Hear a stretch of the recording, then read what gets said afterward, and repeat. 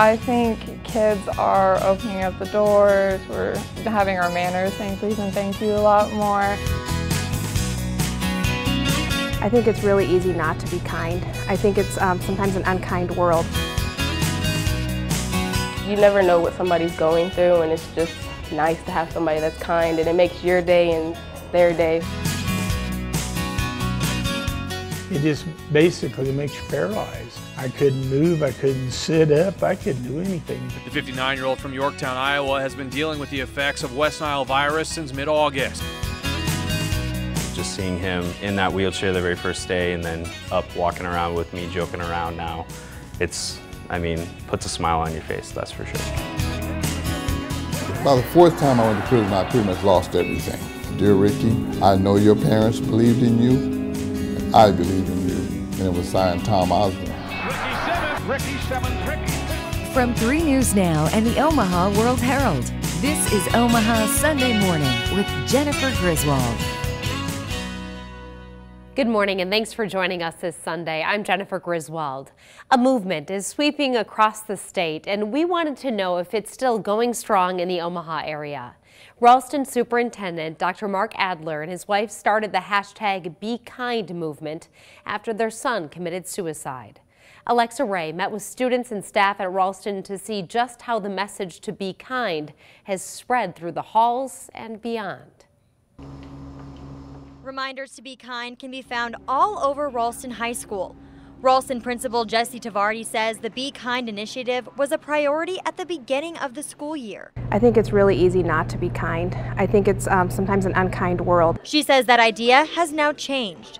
One daily reminder to be kind are handmade hearts with handmade notes taped on lockers all over the school. Keely Fisher spent days making those and anonymously put them on every locker. I didn't want to be some self-gratification. I wanted it to be more than that. Senior Haley Betts is part of Rambassadors, a group that helps fellow students throughout the year, which is making sure to keep the Be Kind message in mind. You never know what somebody's going through, and it's just nice to have somebody that's kind, and it makes your day and their day. Some students say that they have noticed a positive change at school. A lot of students are a lot more kinder and they focus more on other people and not themselves. I think kids are opening up the doors, we're having our manners, saying please and thank you a lot more. I think we've been treating the cafeteria better, cleaning up after ourselves. Principal Tavardi says that the Be Kind message hasn't stopped at the students either. Staff communication has also changed. So we've started a kudos page, making sure that we're giving affirmation to staff that are doing kind things, making sure that we're recognizing everyone inside the building. Because one random act of kindness can go a long way.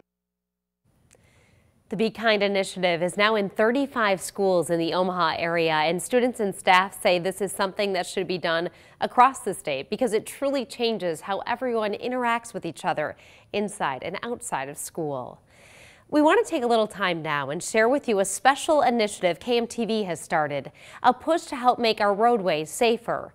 Our Safe Roads Now is a series of reports aiming to make a difference when it comes to distracted driving. Adults aren't the only ones using their phones behind the wheel. Teens are also guilty of the bad habit. Recently, authorities took a simulator to Roncalli High School to show the dangers of texting while driving. John Kipper shows us how they scored. Oh, this is weird. Roncalli High School senior Jack Willis is familiar Hold up, okay. with what happens when you take your eyes off the road. I had McDonald's with me. I was like, all right, we're slowing down. So I'll look down, dip my chicken nugget in the barbecue sauce real quick. I did that, and then I looked up and the car in front of me had stopped suddenly, and I rear-ended them. Willis, along with many other Roncalli students, were in the driver's seat of the augmented reality distracted driving simulator, which shows just what could happen. You got to respond to that snap while behind the wheel. The Pierce Foundation, along with State Farm Insurance, is making stops in 4 Nebraska high schools this week. And that's where you first develop your habits, and especially behind the wheel, the things that you do today are going to carry with you for years to come. The simulation seems to be proving to the kids that even if you look down at your phone for a split second, it could be fatal. While some students won't admit to texting and driving themselves, they say it's a chronic problem when their friends are driving. Amber Gow says when her friends text and drive, it's just time to check my phone. She doesn't speak up and instead ignores it. Because it just sounds so not cool. Everyone's doing it. Like, you sort of just don't want to be the parent in the car. But after riding in the simulator, that may change. Probably tell them not to, because, you know, I'm in the car, I'm precious, and life are precious in general. The simulator was designed to teach kids like Jack Willis to put their phones away. But drivers of all ages are prone to text and drive. I've seen adults do it too. Like, I'll be driving on the road and I've seen some 40-year-old man start heading over to my lane. I think it's a problem for everybody. Jack promised to put his phone and his chicken nuggets down next time. Somebody's calling. Ring, ring. We have a special page on our website dedicated to this new initiative. You can see the full video of John's time in the simulator and other stories we have covered. Head over to 3newsnow.com/saferoads. We also want to hear from you. Let us know if there are any other stories or angles for us to examine. Email us at saferoads@3newsnow.com. It is a chilly fall weekend, but you still might want to do some yard work or plan your planting. We check with a gardening expert about the best ways to care for your plants and flowers when the weather gets cold and what you should be putting in the garden now so it blooms in the spring. Omaha Sunday Morning continues after this.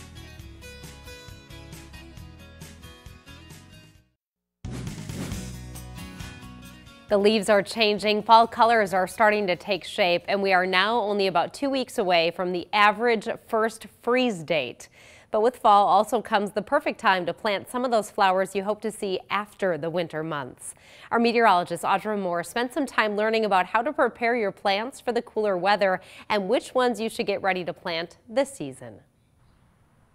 As temperatures begin to drop, especially overnight, Mulhall's employee Cindy Smith says there are ways to protect your outdoor plants. Just elevating those plants even a few feet off the ground will continue to keep them in good shape even if we have temperatures in the 40s. You can also carefully cover your outdoor plants overnight. A simple sheet is very fine. Don't use plastic because that tends to smother the plants. However, the cooler weather is also a signal that it's time to get ready to plant some bulbs. We want to make sure that the ground temperature is below 50, and then it's great to plant them. Your daffodils and tulips, all of those wonderful spring bulbs. Fall is also a good time of year to plant deciduous trees like elm, oak, or hickory. Basically, they're going to go dormant after a couple of nights of a hard freeze. So it really doesn't affect the tree that much. The temperatures are cooler, a lot less stress on the tree. Some trees, especially evergreens, may need some extra attention and watering even through winter. You can still water on days when the temperature sneaks into the upper 30s and low 40s. We suggest you just take a 5-gallon bucket out and dump it on the root ball, and it'll eventually soak in and get down to the bottom of those roots so that when spring comes, they'll have moisture and they'll be ready to go. It may seem a bit counterintuitive to plant when temperatures are starting to drop, especially for those without much gardening knowledge, but local nurseries and garden centers and the UNL Extension Office here in Omaha will always be happy to get you on the right planting path. Today is the last day of September, and as we wrap up the month, it's going to be slightly warmer with highs in the 60s. The week ahead will be even warmer with highs in the 70s to near 80 degrees. But by the weekend, temperatures will cool down again with a front hanging over the area for most of the week. There'll be some on and off showers, but the overall chances are pretty low. A Husker football player on the cusp of a breakthrough NFL career ended up on a destructive path. What was going on behind all the bright lights and success, and how his mentor, Coach Tom Osborne, helped him get back on track? That's next. To everyone else, he was living the dream, a successful Husker football player on the cusp of a breakthrough NFL career. But behind all the bright lights and success, Ricky Simmons was living a lifestyle that would lead him in the wrong direction and ultimately behind bars. But a letter from his former coach, the legendary Tom Osborne, may have been just what he needed to turn his life around. Omaha World-Herald visual journalist Brendan Sullivan with this former football star's story and his push for others to lead a better life.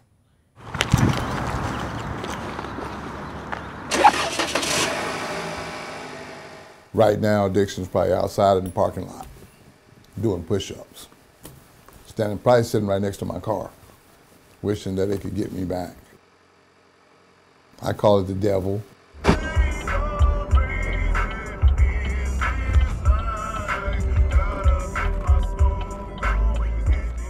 one night, cocaine convinced me that football was getting in the way of my using. So I basically walked away from the NFL to be a full-time drug addict.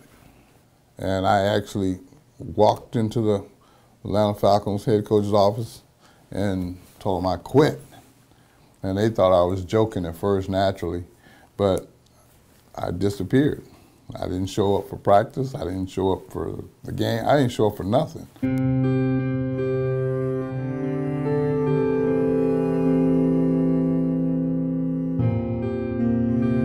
My name is Ricky Simmons. From Greenville, Texas. I came to Nebraska in 1979 on full scholarship to play football in Nebraska and go to school.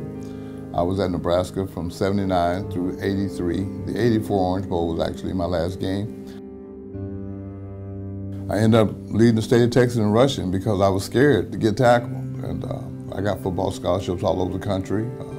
This man named Tom Osborne showed up at my house and basically sold my parents. He didn't really recruit me, he recruited my parents. My parents were both school teachers, master's degrees, so all the other coaches that recruited me was talking about material things. Coach Osborne came to my house talking to my parents about education, to school teachers, and go figure. And next thing you know, Nebraska, here I come. Ricky Simmons. Ricky Simmons. Ricky Simmons. Ricky Simmons. Ladies and gentlemen, you can give a great assist on that play to Ricky Simmons. And down with the ball is Ricky Simmons. It's a good catch, and the Huskers have it down to the 26-yard line of Miami. Cocaine just had me feeling like I was 10 feet tall and bulletproof. I mean, I was faking guys out, outrunning guys. I mean, it got to be the point where I just became Superman. By the fourth time I went to prison, I pretty much lost everything. My parents were both in heaven at this point, didn't really have much to live for. Wasn't suicidal, but just didn't really have a purpose in life. And then out of the clear blue, I get a letter one day. And I was really mad at the world because I'm like, nobody's writing me. So, I mean, I'm thinking, who is this letter from? And when I saw it, it was from the University of Nebraska Athletic Department. And I was like really embarrassed because I was like, man, I haven't talked to them in like 20 years. I didn't even know they knew I was here. And so after a couple of minutes of just staring at the letter, I opened it up. And it was like a paragraph. It said, Dear Ricky, I know your parents believed in you, and I believe in you. And upon your release, if there's anything I can do to help you, feel free to contact me. And it was signed Tom Osborne. And right then and there in my prison cell, I just fell on my knees and I turned my life over to God. Once I got up off my knees, my thinking started changing. I guess I've come to learn over the years that no one is a lost cause until they decide they're going to be a lost cause. And Ricky kind of went full circle because he had a good family. And I think his dad was a school administrator, his mom was a teacher, and I think he was taught the right things. And so he was fortunate in that capacity because he could return to those things which he knew. Instead of living a life that was fairly negative, I think he's been a very positive influence, and really admire what he's done, and very pleased to call him a friend. Sobriety is a day-to-day thing. When I say day-to-day thing, it's like it taught me how to live again. Good job. Oh, thank you so much. I go around the country speaking to youth and adults in middle schools, high schools, churches, universities. I go everywhere speaking about the dangers of drugs and alcohol, and I actually love what I do. I brought a routine home from prison. Don't make sense to nobody but me. This morning, and for the last 8.5 years, every morning I get up at 3 a.m. and I drink coffee out of a prison mug. That don't make sense to nobody.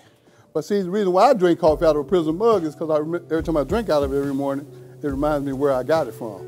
and that was working just fine. I don't need to go back and get another one. My style is a little different because I don't lecture to the kids or to the adults. I basically throw myself under the bus, but when I'm done, 9 times out of 10, the people that I'm speaking to have the advantage of seeing that, hey, that guy's a lot like me, or we have similarities. And all I try to do is give them the ability to realize that I didn't know is no longer a valid excuse if you're making poor choices. Positive mental attitude. Treat people the way you want to be treated and be humble. Don't cost you shit. Find the people, that's a great answer. Simmons is now 10 years clean and does not want others to follow the path he took. We'll have more on his story coming up later in this hour and hear from Coach Tom Osborne about how he helped Ricky with his struggles. We often hear that mosquito bites pose the danger of West Nile, but what's it really like to contract the illness? We'll introduce you to a man who is finally going home after spending a month recovering. The battles he's faced next. West Nile cases are higher than they've been in more than a decade. The virus can be debilitating, sometimes even deadly. One man is ready to go home for the first time in more than a month since contracting the virus. Jake Wazakowski met with a survivor and has his story. I think I'll go right-handed. Walking up the stairs. Yeah, I'll probably go left-handed. A normal task for most, but something Troy Clark has had to learn all over again. Hey, you going to go back down or are you going to stay up here? The 59-year-old from Yorktown, Iowa, has been dealing with the effects of West Nile virus since mid-August. He's a tree trimmer by trade and says he was doing his job when he contracted the virus. Yeah, I've been bitten before, never thought anything about it. Clark went to the emergency room when his strength kept getting worse, leaving him in a wheelchair. Well, you hear stories about people dying from it, for one thing. But until you had it, I didn't realize that it just basically makes you paralyzed. I couldn't move, I couldn't sit up, I couldn't do anything. He came to Madonna Rehab Hospitals on August 29th. Since then, he's worked with physical therapist Jordan Roth and others to get his strength back through physical, speech, and occupational therapy. West Nile can take over a person's neurological system with numbness, weakness, loss of eyesight, and even death. He's kind of a miracle. He's such a hard worker and everything, and just seeing him in that wheelchair the very first day and then up walking around with me, joking around now, puts a smile on your face, that's for sure. Iowa has seen the most human cases of West Nile in 15 years, totaling 73. Nebraska even more at 163 cases.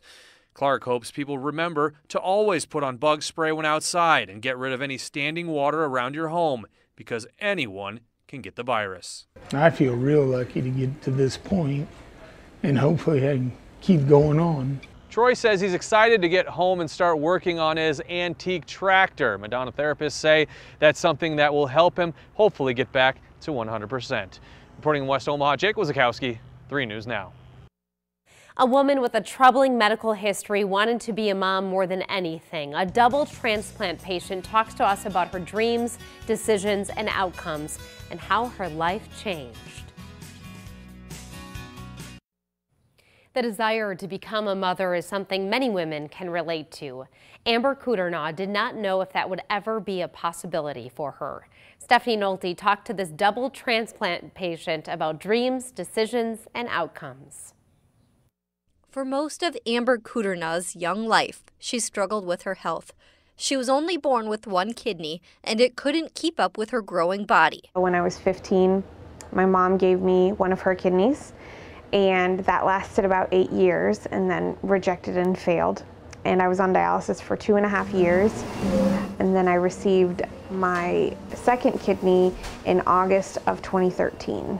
After she got married, the desire to be a mother lay heavily on Kudernaw's heart. I love children and I love being around children, and I've just always wanted to have that baby and feel that motherly love. but she needed the okay from her doctors. We met with transplant and they basically looked at my history, and since my last transplant, my kidney levels, my creatinine function, and they had decided that I was pretty steady for 3 years, and they were kind of on board and said, yeah, I don't see why you couldn't. And then we went and talked to high-risk OBGYN, and of course they tell you everything that could go wrong. We're at a higher risk for preeclampsia, preterm delivery, gestational diabetes, everything that a normal woman is at risk for. I'm doubled. Her husband was a little skeptical after hearing the risks. I couldn't imagine what it would be like if, worst case scenario would be that her kidney did fail. That's something we did talk about, that this could put her in that situation, kidney fails, and now we have a baby and a mom on dialysis. I wanted to be a mother so bad that I was willing to take the risks. 2 months later, the Kuderners found out they were expecting. I got weekly labs. They checked on the baby via ultrasound quite a bit just to make sure that he was continuing to grow and develop. Just 1 week ago, their healthy son Lane was born. It's been a huge blur. Lots of sleepless nights. The good moments definitely outweigh those bad moments. Amber credits her quick conception and perfect baby boy to her health. To be the best mother possible, you have to take care of yourself first. I think that was a really big motivation in taking care of myself, is knowing that I wanted this to happen one day. Their advice to people in similar situations is to listen to your doctors, because everyone is different. The possibility is always there. And Elaine is living proof. Stephanie Nolte, 3 News Now. What a sweetheart. Congrats to them. 2 kidney transplants helped Amber remain healthy enough to have a baby. 120,000 people in the U.S. are waiting for transplants right now. We have information on becoming an organ donor on our website, 3newsnow.com. In a single instant, life can change. The Wooden family of Omaha was running errands when their world was shattered. A driver ran a red light and they never again would see their 12-year-old daughter's smile. Just ahead on Omaha Sunday Morning, their message to any person who gets behind the wheel. As we mentioned earlier this hour, 3 News Now started an effort to make Omaha a better place to live. Our Safe Roads Now initiative is a series of reports digging deeper into the issue of distracted driving and solutions. This morning, we take a look at the emotional toll on families that have lost a loved one in a crash. At a busy intersection in southwest Omaha, you may have seen a memorial for a girl named Ashley. My Signs has the story behind that memorial and what her parents are hoping for. It can take a split second for an accident to happen. You're in a hurry, it's a yellow light, ooh, I can make it, boom. It's a crash. If you've ever driven past 132nd and Blondo, you may have noticed this sign and wondered, who was Ashley? She's a great softball player. She loved the game. She just loved her friends. She's great in school, just full of life. 12-year-old Ashley Wooden loved her parents, her siblings, and the Lord. Her Bible was, at 12, more worn out than mine. But on November 3rd, 2007, the Lord took her. She was really happy at those last seconds of her life. She had no idea what was going to happen. We had no idea what was going to happen. And in an instant, it all changed. Ashley's dad, Tim, was driving her and her 2 younger brothers from Parables, where they took Ashley to buy a crosswatch she had saved for with her babysitting money. We were coming into that intersection, and the truck didn't even seem to slow down or nothing. A pickup truck ran a red light and slammed into their van. We ended up upside down. And I was trying to get Ashley's attention to check on her brothers. And she wasn't responding. As paramedics rushed Ashley to the hospital, Tim called his wife. Tim was on the other end of the phone saying there's been an accident. And all I remember him saying is, Ashley's not breathing. At the hospital, Ashley's parents received the news no parents want to hear. Your daughter has severe brain injuries.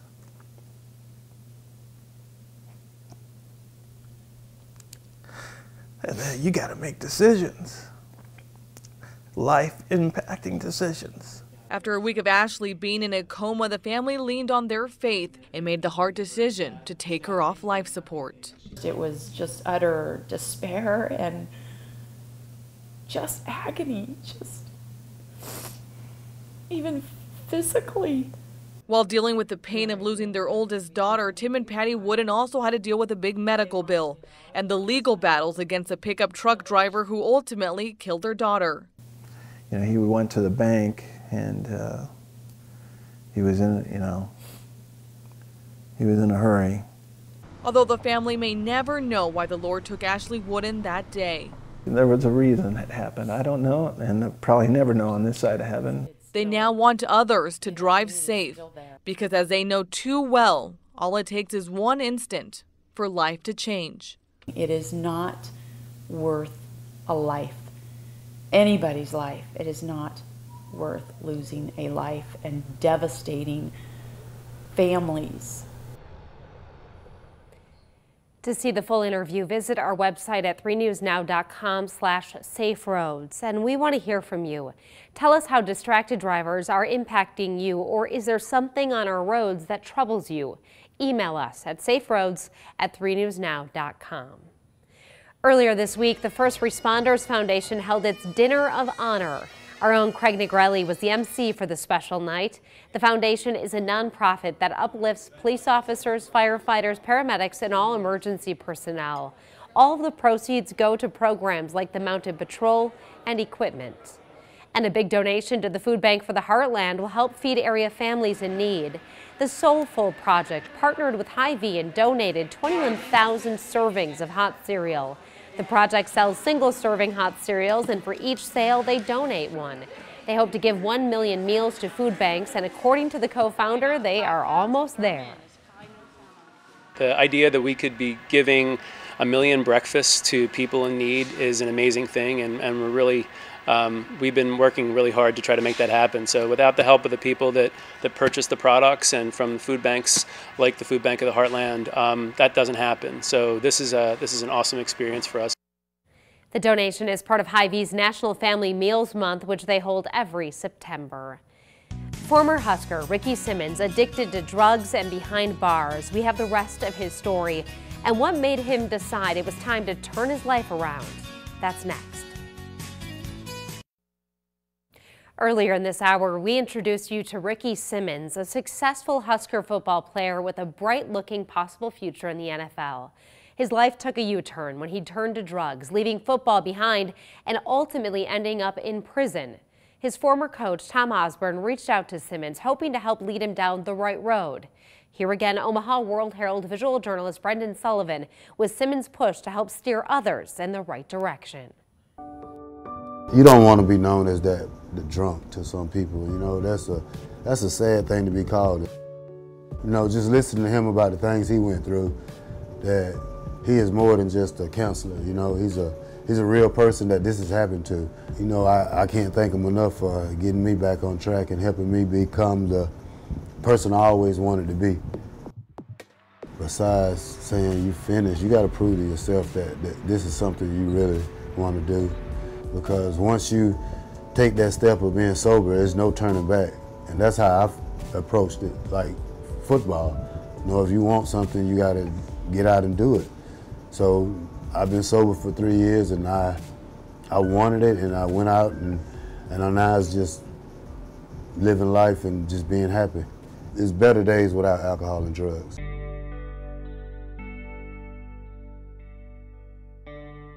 There's a lot of people that need another caring adult in their life, and so I guess in a way I've been a mentor to Ricky, but I can also say that in a sense that Ricky's been a mentor to me, because he has led me to believe that nobody's out of reach, that there's no completely lost cause, and that no matter how far down somebody falls, they can still turn out to be a very positive influence on society, and that's what Ricky has done.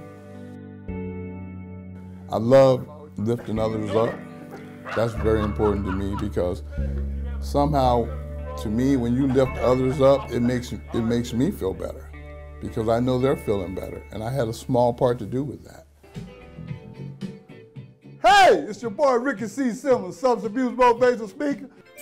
Hey, it's your boy Ricky C. Simmons, substance abuse motivational speaker. Look here, man. Gotta share something with y'all that's pretty special to me today, y'all. Today is 9 years clean and sober for your boy.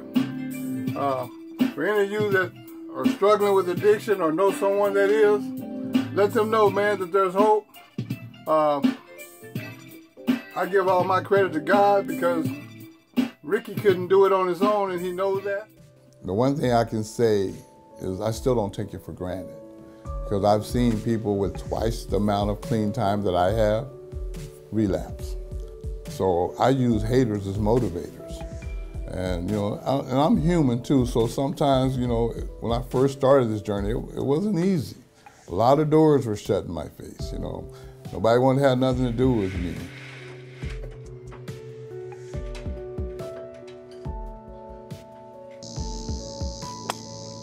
Sure. Rick wasn't the only guy hooked up in this stuff too. It was a bunch of us, but like I said, it just took a little longer for Rick to get out of it. And thank God I got out of it myself too. You know, I've been clean 18 years now, so it's not just Rick, it's everybody. Everybody's doing something. If it ain't pills, it ain't drugs, it's liquor, or chasing the girls too much. So I'm proud of him. He's a good guy. He works hard. He's staying faithful to the line that we was taught to be raised on. So I love him. He's like my second brother. Damn, I look good.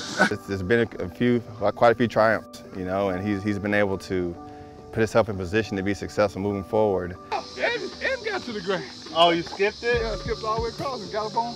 Got on there. It's a very unique story, and not everybody would have came out the way that he did, which, you know, makes me that much more proud of him. And, you know, just living to see, you know, what he's become and what he's able to build and continues to do every single day.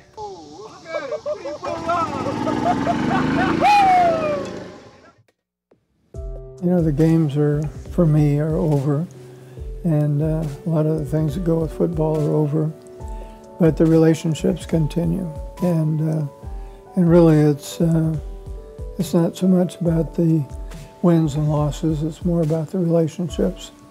And if you can help somebody somewhere down the line on occasion, that certainly adds a dimension of meaning and purpose to your life, and so I'm glad that that has been something that has continued. God's in my life, never giving up. And I'm gonna look like somebody every day. I'm gonna do that for my dad.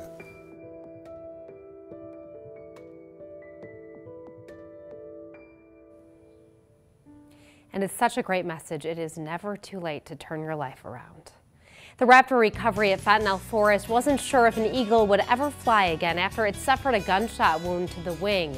But it is once again in the wild. We take you to the release of 5 birds, and a woman described what it's like to lift the bird to freedom.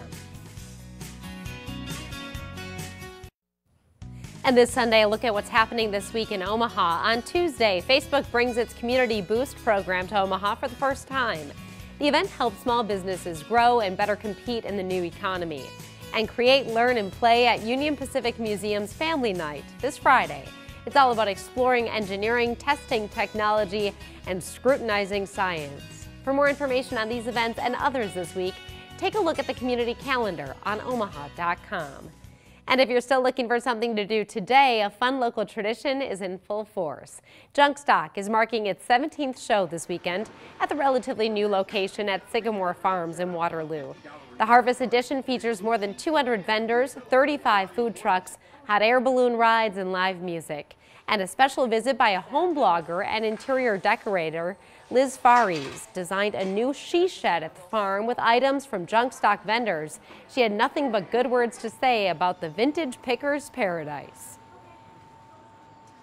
They have amazing vintage finds, things that I haven't seen anywhere else. So it's a beautiful farm. There's a ton to do for families.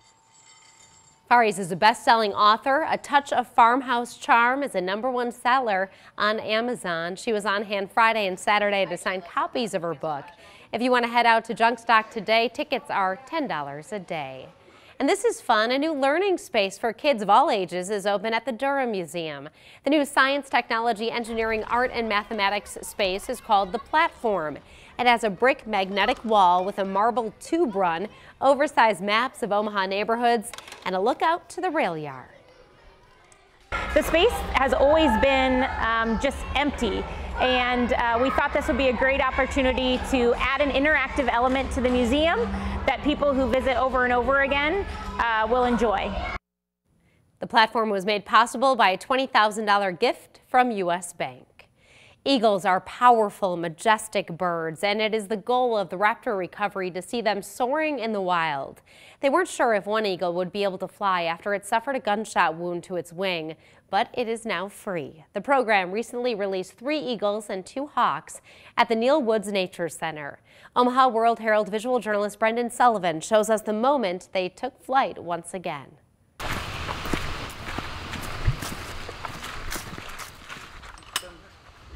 Everybody got gloves? It's time they got off the free lunch program. They're ready to go, they're strong, they should be able to do well on their own. I'm really glad that a lot of people enjoy seeing the birds being rehabilitated and returned to the wild.